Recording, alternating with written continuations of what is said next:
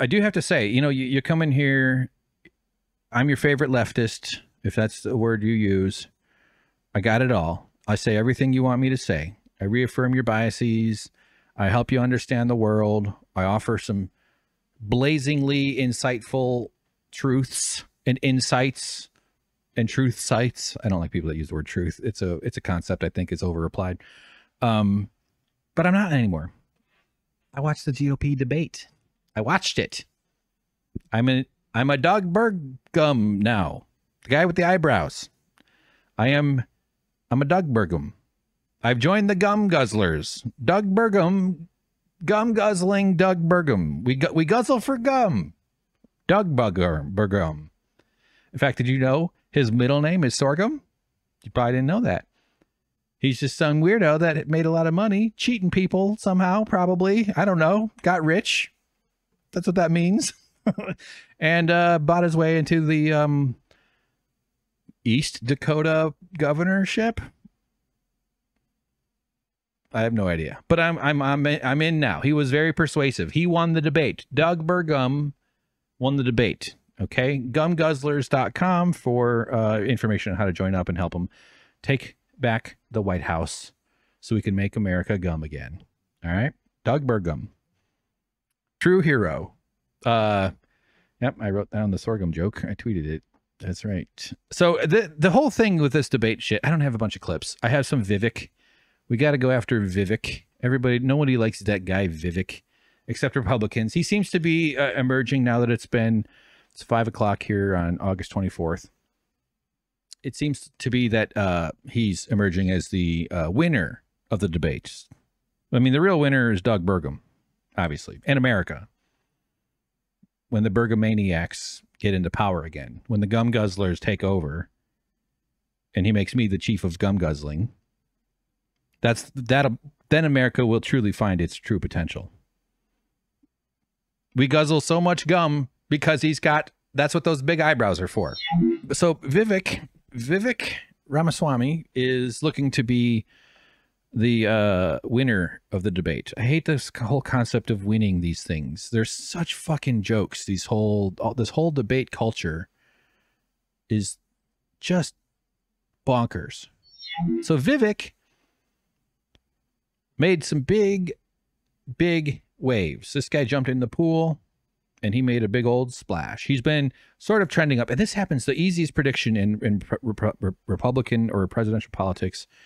The physics are slightly different for the Democrats, but they're still part of the duopoly and all that bullshit. But Republicans, during this whole thing, America has this absolutely absurd election system at all levels where the U.S. House of Representatives, they serve for 2 years. They're pretty much always running. They kind of take a year off, I suppose, but I'm sure they're always fundraising.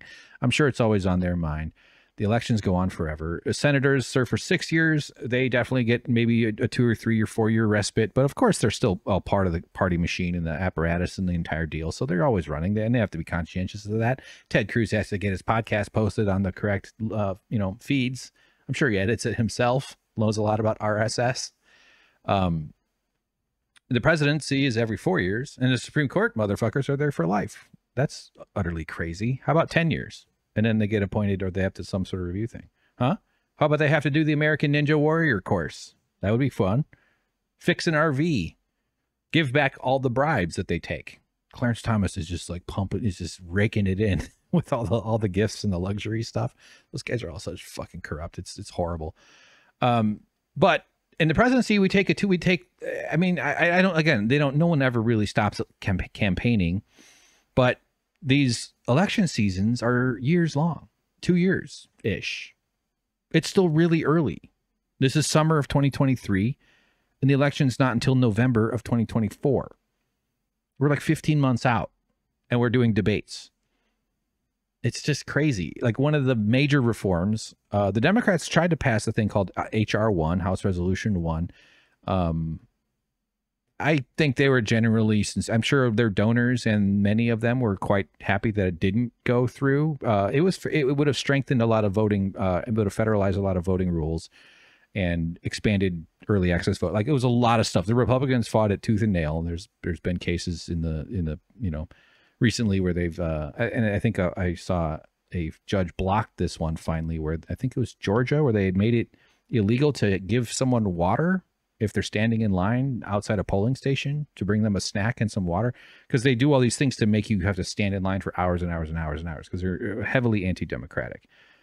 I would say that Democrats are also mostly anti-democratic because they would rather a world where people's interests weren't represented, because that's what their donors give them.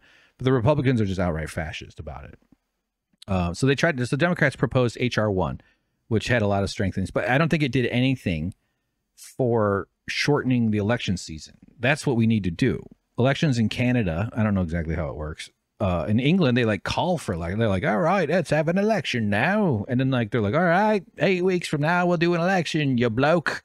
And then the blokes have an election. It's amazing. I don't think it's on the same schedule. It's not always Tuesday in November, which is what ours is. And of course, it's on Tuesday, as you know, because that's what benefits the capitalist class. That's originally originated from the market economies when America was mostly an agrarian society, where this is my understanding. Maybe I'm wrong. But they had to, Fridays and Saturdays were like the big local government markets. So Tuesdays was the one day of the week that made the most sense for people to travel a little bit by their wagon or their horse or their human legs to go vote somewhere nearby in some sort of county, central city or central district or something. Because you had to factor in the need to travel to go vote. I think that's how Tuesday first got locked down. But they don't want you voting on Sunday when you have a day off. I don't know why we don't do election months or a week, or even just 2 days. Monday and Tuesday would still be shitty, but better. One day. And so there's all these ways they try to mess with the machinery of government. But we need to shorten the season. We need to make it so that president, like, okay, America's a big country. Fine. 6 months. It's illegal to even do anything, any fundraising, anything at all. I would say 4 months. House of Representatives every 2 years. That should be like a 6-week thing. Every 2 years for 6 weeks. You want to be generous? 8 weeks. Fine. You get 2 months. Go ahead. 2 months and you get to do your goddamn election. Maybe some structured appearances on various media things, whatever. That's it. Senate, maybe longer. Although there's no reason they couldn't also do 8 weeks. Okay. But president, all right, that's a bigger deal. Big country. You're running for national office. 12 weeks, 3 months. Would that be okay? Instead, we do years. Because one thing that doesn't get talked about enough, I don't have the numbers in front of me, but one of the things is that one of the primary beneficiaries of this is local news, is television stations. All this money that gets spent, all this money that gets funneled into these politicians, a giant percentage of it goes to consultants. That's very true. That's especially true on the Democratic side. But there's massive payments going out. I mean, both sides, obviously, but massive amounts of money goes out to these consultants. And among the ways that they generate their income and what they bill is by getting a percentage of what they spend on television. So a lot of that money is being just filling up the coffers of local news. They depend on this stuff. And I want local journalism, although there's massive issues with corporate-owned local news, with these massive companies that own gigantic percentages of the local news market. But these consultants are feeding on this system. The politicians are accepting all these bribes, which also generates the entire churn. They're not exactly pocketing the money directly, but then they end up working for the same donors that give them money. Their children and spouses and friends and their close compadres all get, why did I go with compadres? They all get juiced into the churn. There's just so many ways that the corruption happens. So many politicians come out of a career being in politics all incredibly much more wealthy than when they started. Oftentimes, though, you have to be wealthy to get going. But a huge portion of the money is spent on television ads. And then there's also the purchasing print and other ads, internet ads. And internet ads obviously matured quite a lot since 2007, whenever the internet was invented. Yeah, so it's gross. So anyway, Vivek, let's see, I already made my Doug Burgum joke. I don't know if Gum Guzzlers is all that funny. Frankly, it sounds like a... Oof, no, don't say that. Don't say that. Vivek jumped out of the pack for a few reasons, in my opinion. As I was watching this, I was thinking my listener is going to look for this Hank Thompson analysis. He's an outsider. We love that. He even claimed that, I think it's in this clip, by the way. He's a total shyster, though. I haven't seen much of him. His entire persona and demeanor is just exactly what you'd expect someone who would thrive under capitalism. He has a salesman's kind of quality about him. He's Trumpian in that sense. He seems pretty sharp, you know, in terms of intelligence, I guess. You know, who knows? These guys can all fake it. But he has that sort of like aggressive frat bro energy about him. But that's what Americans love, especially Republican primary voters. And I think the main reason why he stood out here is he was being attacked. Anybody who sort of turns and goes after him, Christie called him a chat GPT in person form or something, you know, appealing to that demographic that really knows what the fuck that even means. I know it's a word in our lexicon now, but do the average 62-year-olds and 79-year-olds, do they actually know what the hell you're talking about when you say that? Or even can contextualize what that means? So he's very quick on his feet, it seems. He does this rapping thing, which is ridiculous and cringy, I guess. You know, we should make fun of that. But I think that's a bonus. I mean, that shows that he's got this youthful thing. I know that there's still, I'm sure, a ton of racism surrounding rap, but rap doesn't. It's a mature coveted, but I mean like cherished. I mean, I don't listen to rap on purpose much. I used to listen to more. I didn't choose not to or anything. It's just not my jam. I'm more of a lo-fi hip hop guy. I like chill wave, retro wave sometimes, and the soundtrack to The Leftovers when I'm in a good mood. Really good stuff. But I don't think people are gonna punish him for that. If he were doing these raps where he raps, like if he was that guy doing that in the 90s, if Ron Paul or not Ron Paul, who's the Ron Paul of the 90s? Ross Perot. If Ross Perot was rapping, he would have paid a steep price for that, which is why he kept that under wraps. See? Works in a couple ways. But anyway, so he comes off different. His biggest hurdle is the racism that's going to be thrown at him because he's not a white guy. But he is certainly I don't have the stories in front of me, and I want to do a little bit more about this. But like since this election on today, I saw a bunch of links to his business practices, which are all very shady.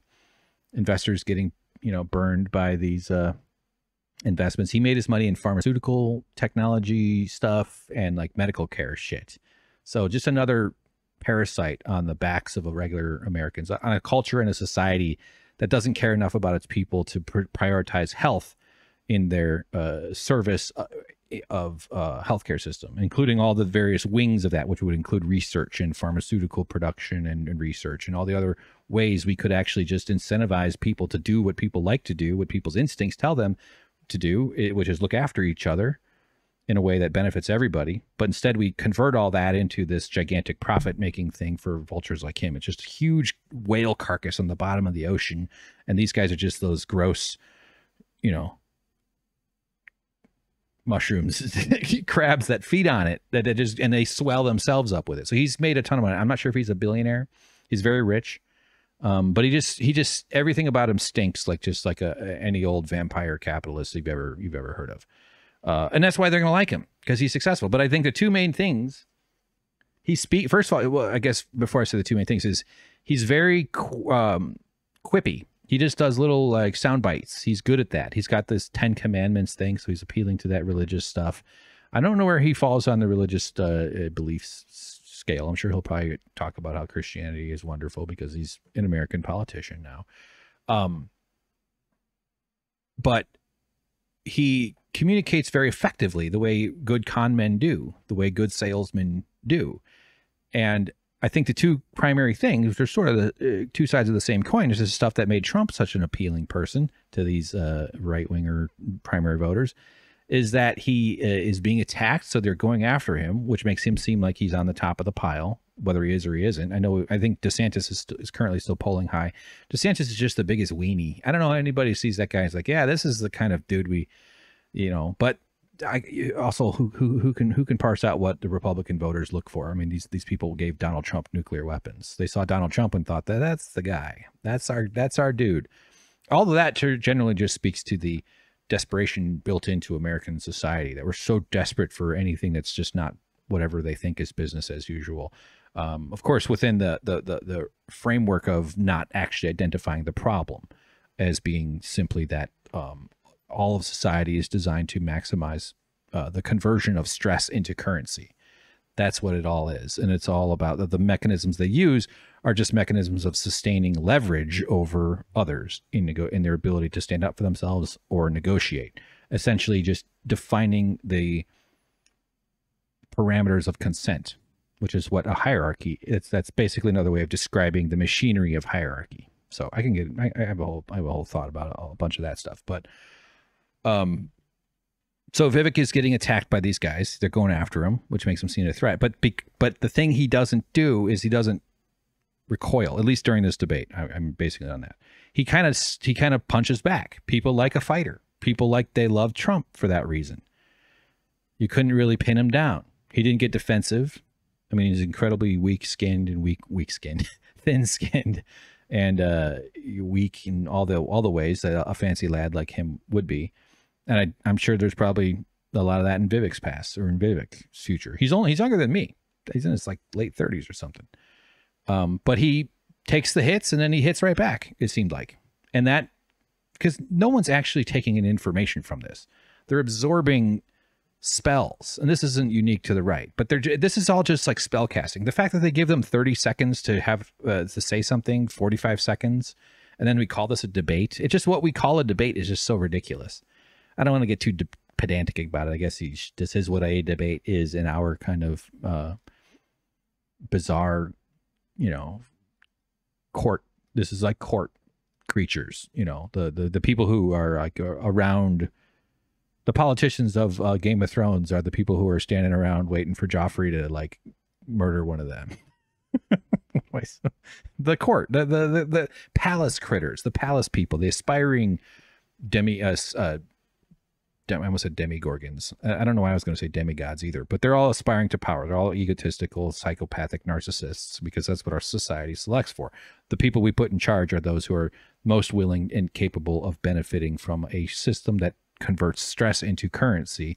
And then they want to be the ones who call the shots on all that. So,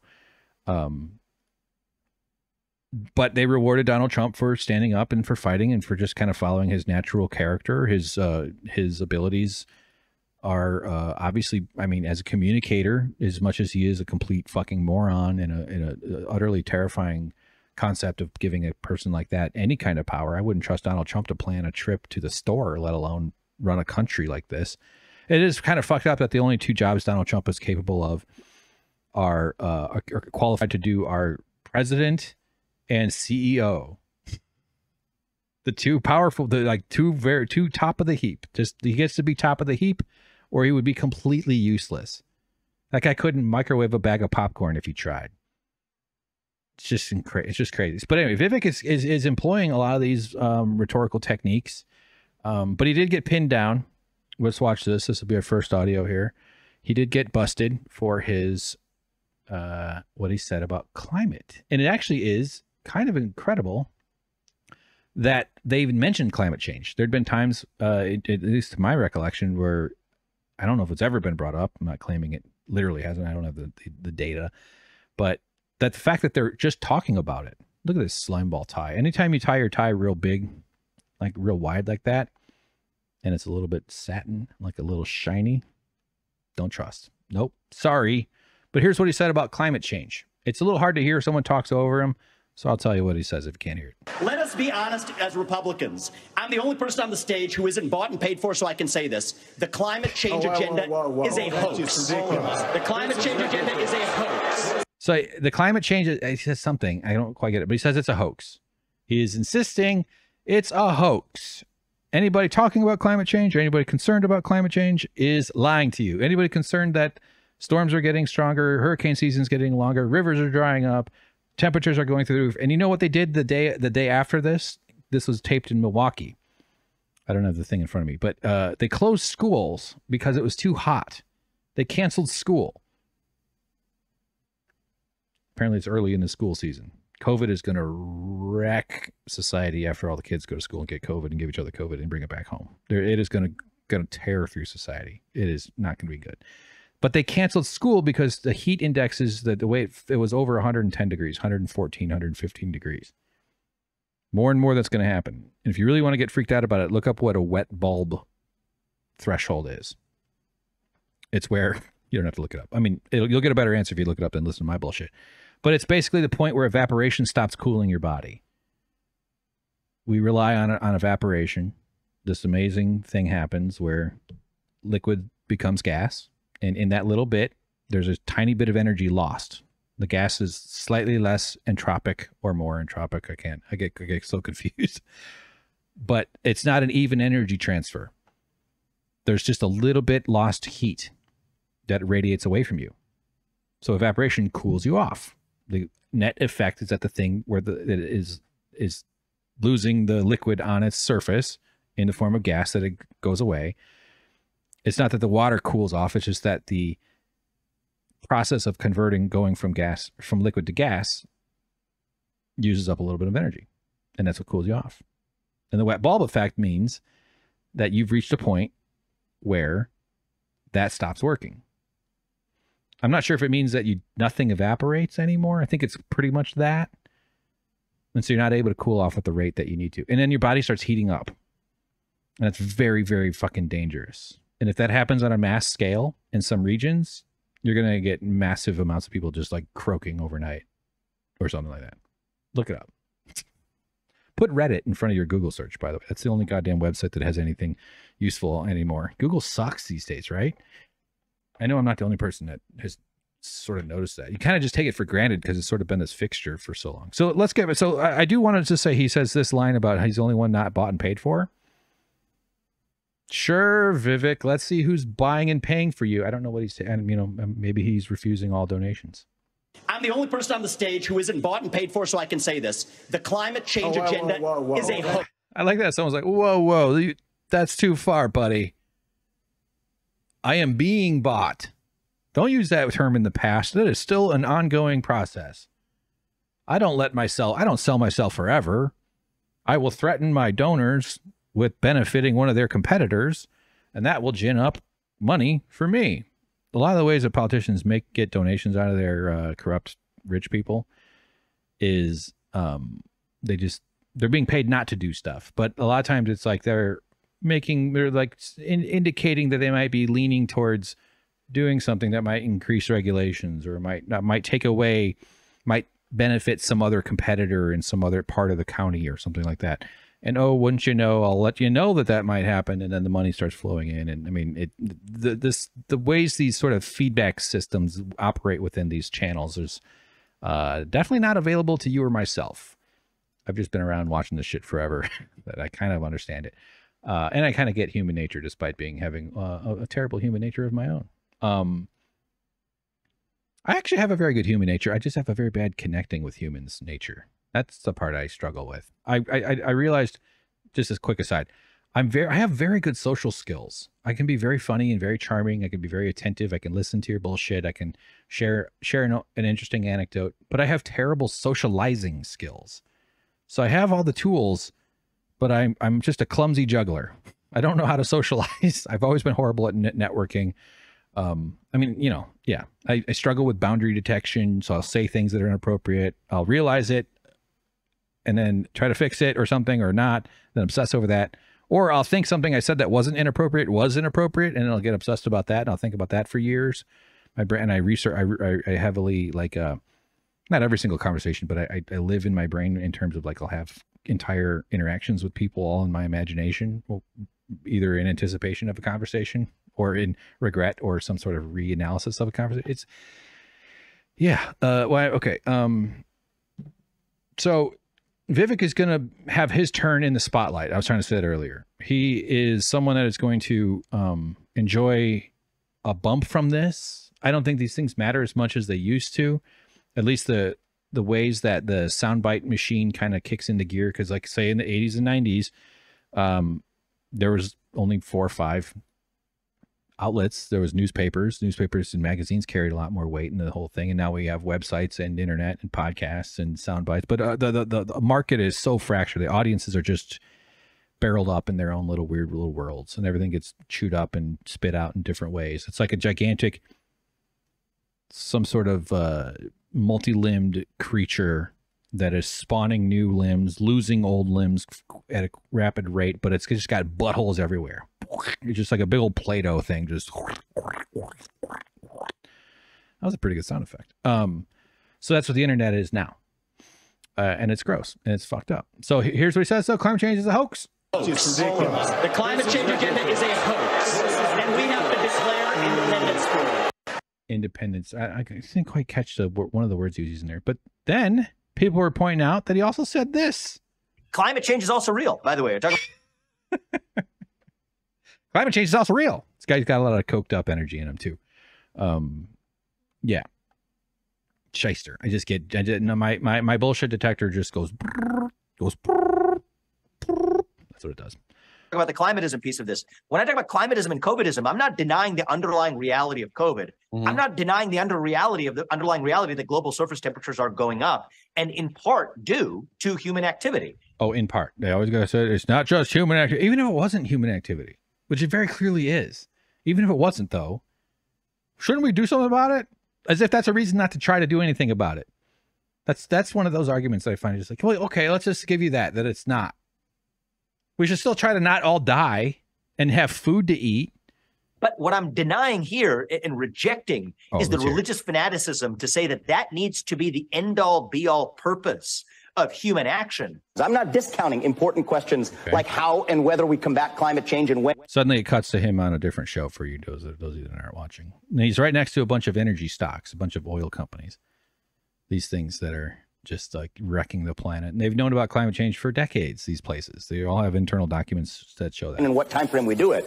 But those are questions in which every citizen has an equal stake and an equal voice, where someone cloistered in a corner office of Manhattan should not dictate the way an entire industry behaves.